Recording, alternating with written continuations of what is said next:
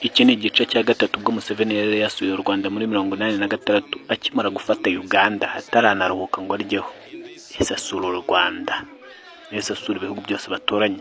Yasuye Kenya, asura u Rwanda, Tanzania, cyane ko ari naho yari yaturukaga, yari yarize. Aha rero yari yasuye u Rwanda muri 1986, aha bari muri kaminuza nkuru y'u Rwanda.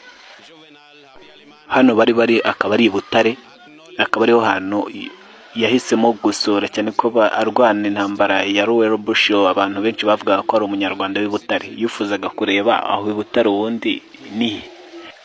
Nimba ukunda amateka ukore follow, uzajya ubona amateka mu mashusho utabona ahandi aho ariho hose.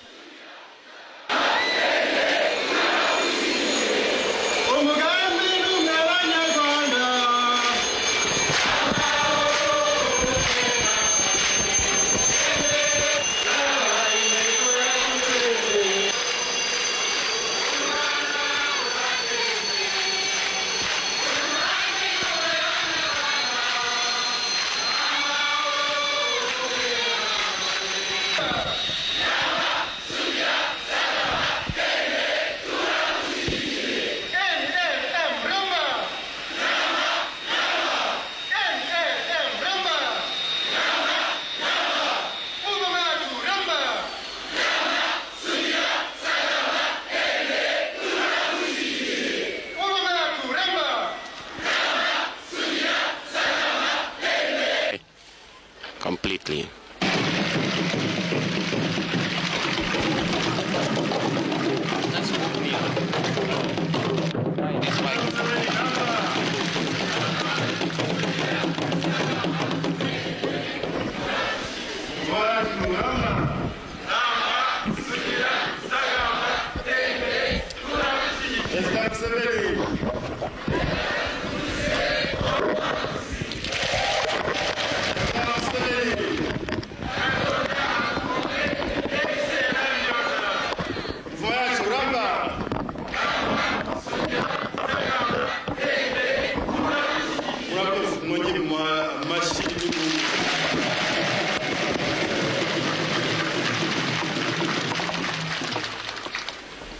Abanyarwanda muraho.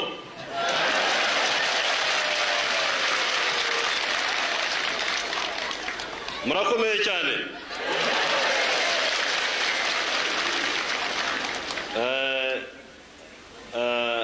President Habyarimana, first of all, I would like to thank you for inviting me to Rwanda and for making it possible for me to observe the great enthusiasm of the people of Rwanda and their desire to have friendship with the people of Uganda.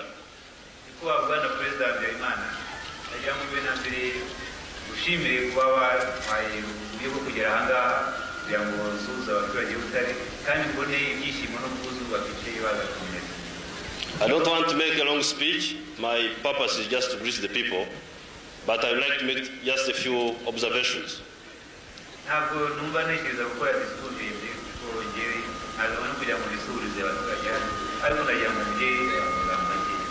The first point I would like to make is the point I made last night, and that is to emphasize the oneness of the peoples of this area: Uganda, Rwanda, Burundi, Tanzania, Zaire, and even further afield.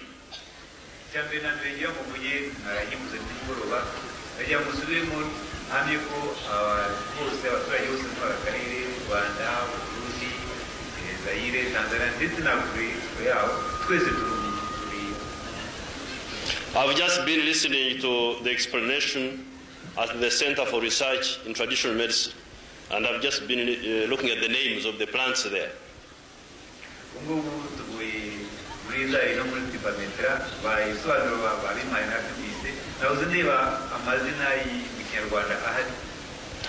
Half of the names there are the same names as we use in Western Uganda, in Ankole, for instance, or Kigezi, or Toro, and so on and so forth.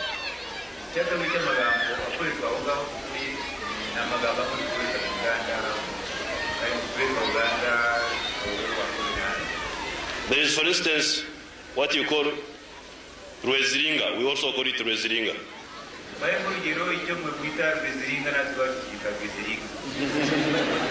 There is what you call omravumba. For us, we call it omravunga.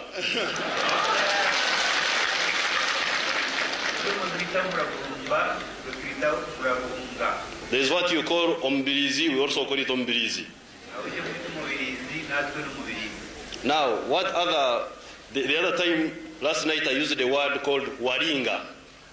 Waringa, and everybody in the audience knew it. What waringa is? Waringa is.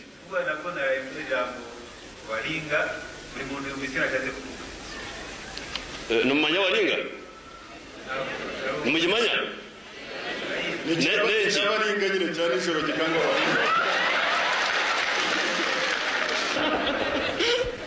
But this was because he didn't have any other politics in his head. His head was to say, go to Ankole and conquer it and control it. But if he had known that it was easier to cooperate without conquest, he would have opted for that. And for us, we are not like Rwanda today. We are more informed.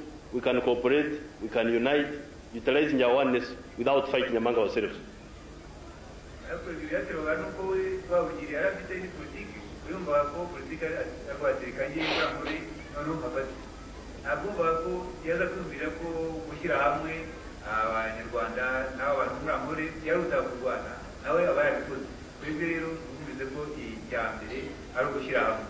So let's ensure that we cooperate among African countries.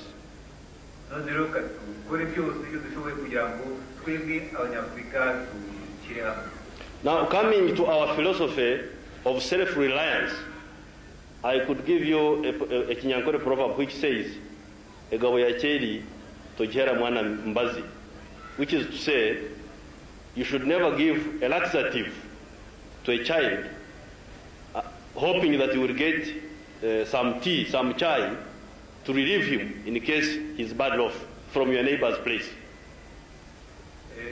Now, you can work with the political Haza, Jango, Bagir, Mugani, Yamore, President Museven, Yamore, Pazakwana, Muganu Kauko, Pegua, Muti, Mana, Umu, Mana, to Pibiakul, Pudakona, and Mujiza, if you would say now, it is Mutivana Turai. Now, that's why we want to rely on our own efforts, because we don't want to give what you call omuti to our child, and then the child is bad off, and then you go to your neighbor's place to get tea and he doesn't have it and your child dies.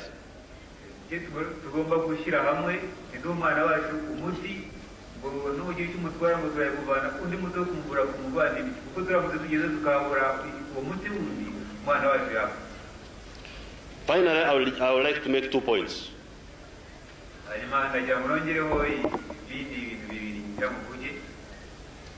When Obote was in power, he used to make a lot of propaganda saying that I was a Munyarwanda, I came from here, and I don't know what, I went to Uganda. Now I want to tell all of you here that I have never been a Munyarwanda. There's now no Munyarwandaship in my line of descent.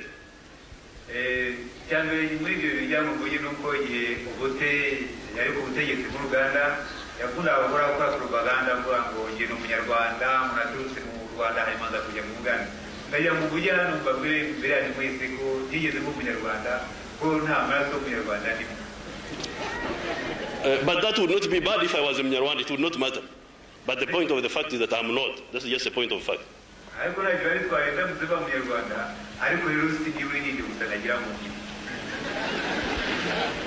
Now, finally, recently there have been a lot of rumors circulated by people who are ignorant politically that the refugees of Rwanda in Uganda will use Rwanda as a base to come and attack, will use Uganda as a base to come and attack Rwanda.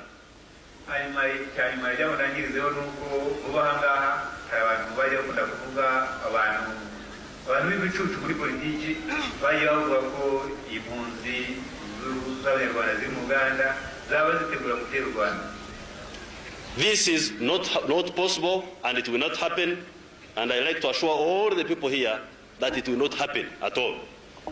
Ibyo rero ntabwo bishoboka kandi nagira ngo bamwire mwese ko muri aha ngaha ko ibyo bintu bitazigera bibaho.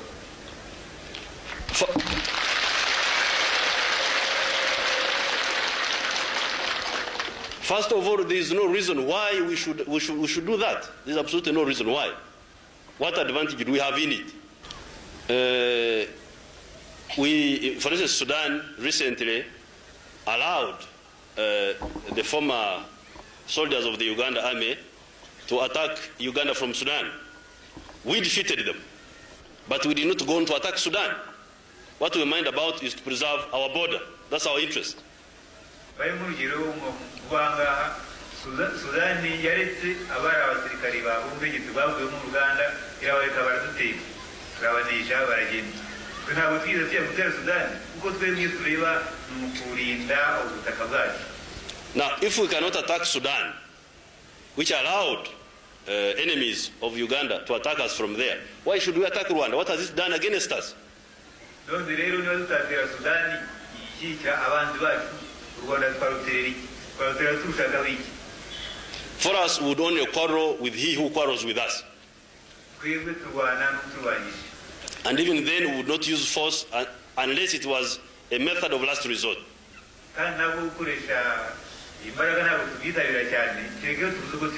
So there is no reason at all. There is no political reason. There is no strategic reason. There is no ideological reason why we should back the refugees of Rwanda to come and disturb of Rwanda in Uganda to come and disturb Rwanda.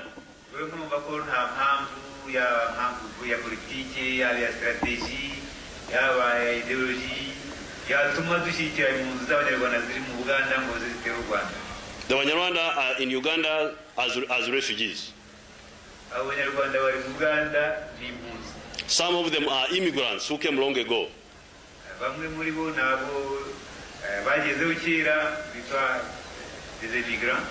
Abafuriki. You have it in Kinyarwanda? Abimukira.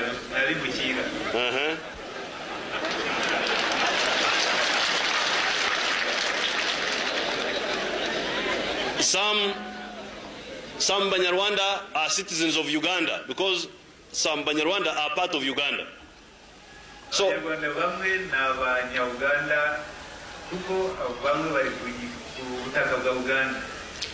therefore, those who came as refugees, if they want to stay in Uganda, they'll have to stay there as refugees. But